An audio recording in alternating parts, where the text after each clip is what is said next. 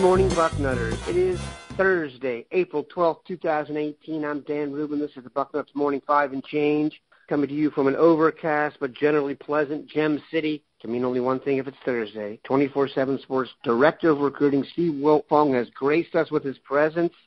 Steve, how goes it? Good morning, Daniel. Goes well. 60 degrees already here in the Indianapolis suburbs. So we're feeling good here. We're feeling good about beating Cleveland here in that town, too, in the first round of the NBA playoffs. Yeah, not a good draw for your Pacers, so there's that. But anyway, here's what is a good draw. The spring game. Sold out, people. There's some construction going on in the stadium, so 78,000 seats all spoken for. Another impressive showing of the Ohio State fan base. Weather should cooperate on some level, at least from a temperature standpoint. And, of course, this will not just be an audition for many guys looking to get playing time in the season ahead. It is a gathering of some of the finest recruits in this United States, some of which will end up at Ohio State. Today what we're going to do is kind of talk about guys we think could verbally commit. Before we do that, as Steve and I were getting ready today, Steve informed me there was a visitor to Ohio State yesterday we haven't discussed yet, and we thought we'd start with that. Yeah, Andrew Kristofic out of Gibsonia, Pine Richland there in Pennsylvania. State champ, 16-0, also a basketball player.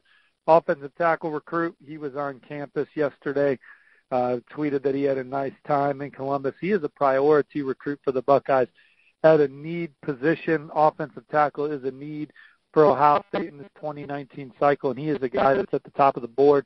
We look forward to catching up with Andrew for more following his trip, but Ohio State is a top school for the young man, a school that I think is in the top 2 or 3 for him. Notre Dame, Clemson, some others, but Ohio State in the thick of it. They got him to campus yesterday, and it looks like it went well. Question, why wouldn't Penn State be all over this guy?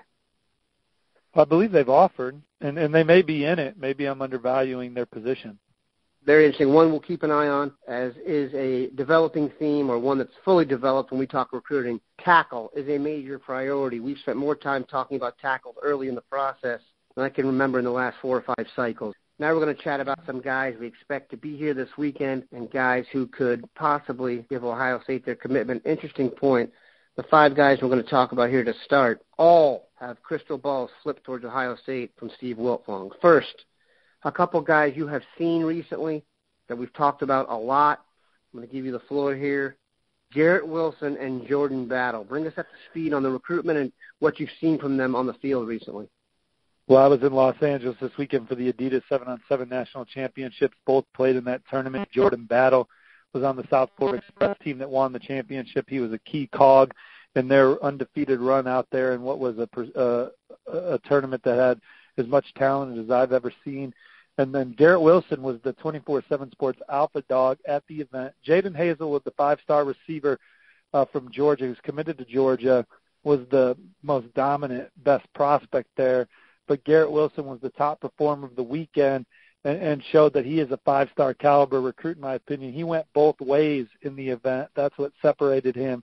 5'11", 190 pounds, rocked-up receiver with tremendous ball skills and an outstanding route runner, just a terrific football player, an absolute performer, and a guy who told me during the event that Ohio State has the edge over Texas going into his 2 official visits this month. Back to the Columbus area where he's from this weekend, and then Texas. He lives in Austin now next week. But I like the Buckeyes there. Word out there that he's even kind of recruiting for Ohio State right now already, even though he's not in the fold just yet. And then Jordan Battle, he's as close to being a Buckeye as you can be right now without being in the fold. So we'll see if he makes it to campus this weekend, Ohio State. You don't necessarily want to waste your official visit bullet on a young man from South Florida, on a young man from Georgia right now where the recruiting's not going to stop. But as it stands right now, no one doing a better job recruiting Jordan Battle than Ohio State. So like the Buckeyes for Jordan Battle, who's an instinctive, rangy, smart safety, and a guy who's a playmaker on that 3rd level of the defense. We have him ranked much higher in the top 247 player rankings than he is in the industry-generated 24/7 Sports composite. He's our number 8 or number 9 safety. He's number 30 in the composite. but we may have him too low. That's how terrific he was over the weekend. Excellent news, and Jordan Battle is definitely an emerging prospect.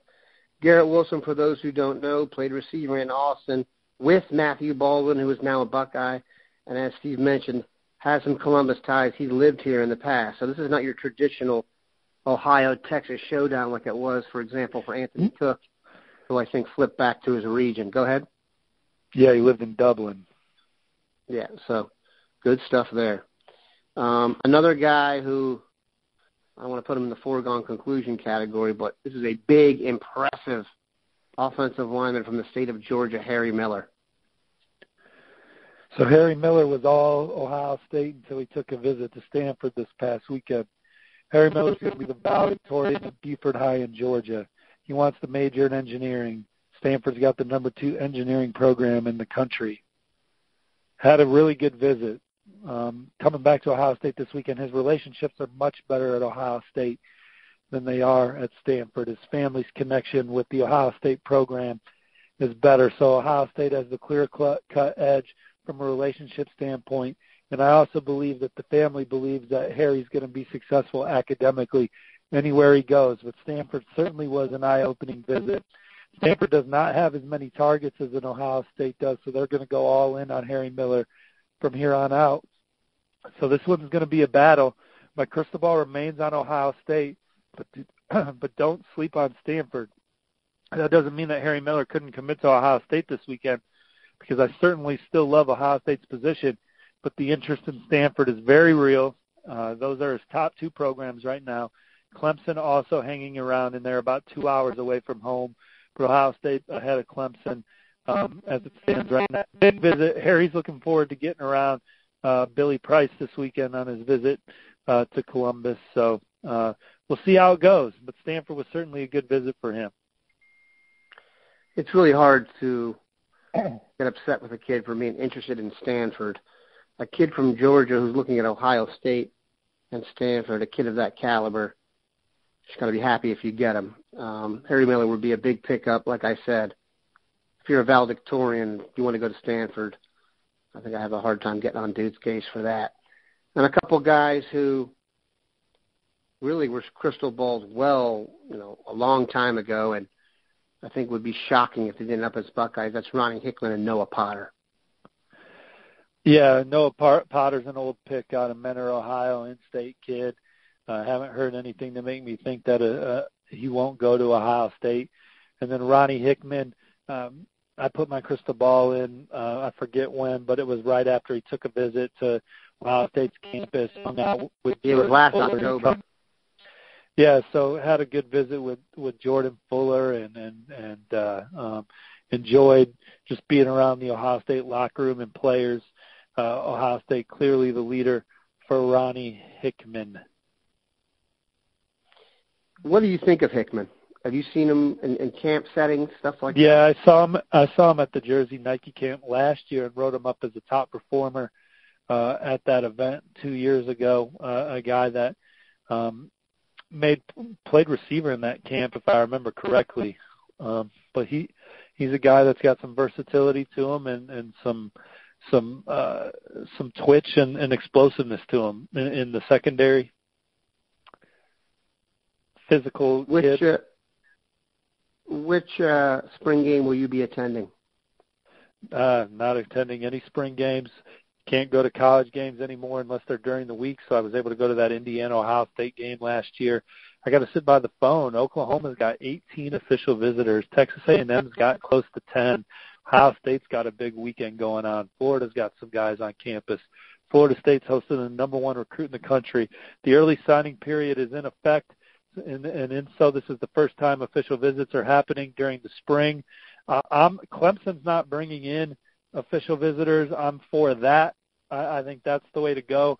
Ohio State's only bringing in kids that they're sure that the young man is going to make a commitment early in the process, and then it's a kid that they think will have no problem sticking with it. I'm okay with that, too. I kind of like Clemson's approach. They're actually having a huge visit weekend now. They're a lot closer to better players or a bigger pool of players than Ohio State and Oklahoma. But Clemson, they're having a huge visit weekend, but no officials this weekend as well. But it'll be interesting to see if people waste their bullets too early. And this early official visit deal really affects schools like Minnesota, where they used to be able to get a kid to drive up on his own dime in the spring and then get him to come back on an official later. Those kids are just going to take an official once. So it'll be interesting to see how it works out for schools like that. You get smarter about recruiting every time Steve is here. You want to keep it locked into Bucknuts all weekend. Once the spring game gets going, it will be fast and furious. Have a good one. Appreciate it, guys. Thanks, Daniel.